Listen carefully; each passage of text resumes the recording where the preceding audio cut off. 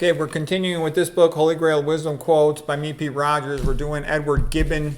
He's the English writer, Protestant English writer, who wrote about the book, The Decline and the Fall of the Roman Empire. He was largely self-taught, kind of a brilliant guy. He was a former soldier in the in the English army. He taught himself how to read in not just English, but also in French and in Latin. And he was fascinated by visiting Italy and the Roman ruins. And he decided, he was wealthy, he had an inheritance, so he had time to sit around and read, that he was going to really study ancient Rome and see what had happened to it. Okay? So first we'll start out with a quote about the ancient Greeks. He says, in the end, he lived, by the way, from 1737 to 1794. So at the time that USA made itself free. He said, in the end, the Athenians wanted more than freedom. They wanted security. They wanted a comfortable life. And they lost it all, security, comfort, and freedom.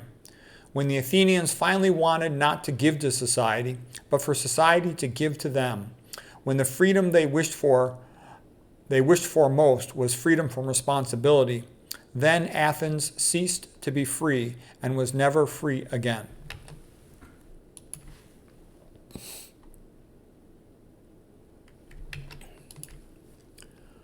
The principles of a free constitution are irrecoverably lost when the legislative power is nominated by the executive. Yeah, so if the executive can nominate the judges, then they're going to take over and form a dictatorship. You don't want that. Okay? Cicero enabled Rome to rival Athens for oratory. Cicero is considered by many the greatest orator of all time. If you want to learn Cicero, read the trilogy by Robert Harris. It's magnificent. I've done several videos on Cicero. He's the greatest of all Romans ever. And then here Gibbons continues, 5 marks of the Roman decaying culture: concern with displaying affluence rather than building wealth, obsession with sex and perversions of sex. Does that sound familiar? What I'm trying to say is the rich people who want to destroy the United States, they studied the fall of the Roman Empire and they tried to impose it upon America to accelerate its decline. For example, the Romans had a problem with lead in their water from lead pipes. That's where the symbol for lead is PB, for plumbing. Okay, they had lead pipes for plumbing, and that was lowering their IQs. So do you think it's a coincidence that fluoride and aluminum, things that lower IQs, are put into the tap water of Americans? Of course not. I mean, most people, they go to public schools and it trains you to be stupid. All you have to do is use your brain. If somebody poisons your water, that means they don't like you. And if they don't like you, then that means you're going to have to try harder to keep your act together and your health together. Okay? I mean, something so obvious as that. I go to the grocery store and look at the toothpaste, and like 99% of them have fluoride. So it's sort of, despite the fact that being known as being a major brain toxin for over 40 years, the average American doesn't know that. Okay? All right, and then also all this stuff about promoting LGBTQ and all this stuff, that's part of the gaslighting to destroy America, okay? Because they saw that kind of craziness, something not as bad as it is nowadays, but an inkling in that direction was destroying Rome. Okay, art becomes freakish and sensationalistic instead of creative and original. Yeah, modern art is all fake. It's all nonsense. It's just a way to degrade the public, to give them nothing to have real pride in, to make them think that their country, their city, it's not worth defending, it's not worth supporting, to make them give it up. And then everybody's being feminized with all these chemicals in the water and the food, again, to make them just give up. Okay, widening disparity between the very rich and the very poor, increased demand to live off welfare. During the decline of Rome, bizarreness masqueraded as creativity. Okay, then he's got a nice quote here. He says, I make it a point to never argue with people for whose opinion I have no respect. That's kind of how I feel like about arguing with the paleo-keto carnivores. The whole thing's just a bunch of nonsense. It's really sort of a waste of my time. I got real things that I'm interested in, trying to understand mitochondria and things like that. Gibbons continues, my early and invincible love of reading I would not exchange for the treasures of India. Books are those faithful mirrors that reflect our minds, the minds of sages and heroes. Yeah, since the beginning of time, young men want to do something great, see something great, be something great, and they want to read about the heroes and geniuses of the past. Okay, that's normal. All this modern crap about, wanting to grow up and cut your dick off, it's freaking insane. It's insane. This is all modern craziness, okay? Pushed by, this hand, the left, if you know what I'm saying. It's all nonsense. It's insane. And the fact that people go along with it, that's what's sad. It's so obvious you can recognize it as ridiculous, but enough of the public's been so conditioned by public schools, they go along with this nonsense that it's allowed to continue and persist. Okay, he continues, all that is human must retrograde if it does not advance. Yep, you're either improving or you're going backwards. A historian will more seriously deplore the loss of the Byzantine libraries, which were destroyed or scattered in the general confusion. 120,000 manuscripts are said to have disappeared.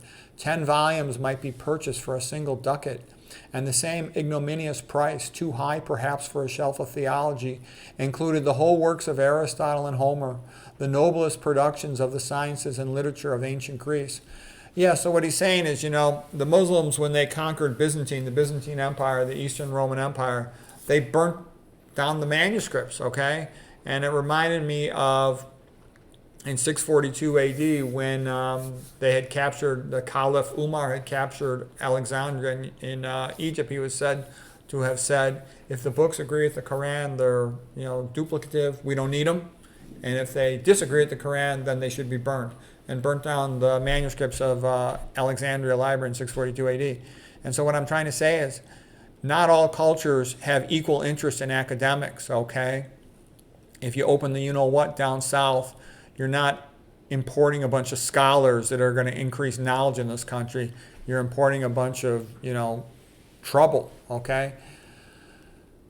Western civilization has done more than any other civilization by orders of magnitude for promoting scholarship and learning, and every new generation benefits from that. What we learn from the ancient Greeks, from the ancient Romans, etc. It's valuable to mankind. You want to keep growing it, not destroying it. Okay, let's see what else about Gibbon. Gibbon is sort of known as being this great writer. And, he does have his moments when he's really good, but he's also kind of very verbose. Sort of that early Victorian. He's really before the Victorians. He's in the 1700s, but that old style, purple prose. Okay, Gibbon said that a barbarian is a man, let me get my thing right here, is a man who is uncivilized, untaught, a savage. Yeah, they had no problem calling people savages, and we should do that more often. We should basically say, look, this political correctness stuff is ridiculous, that all cultures are equal. They're not all equal, okay? The ancient Romans had Socrates and Plato and Aristotle, okay, and Aeschylus and Thucydides and Sophocles and Euripides and Aristophanes.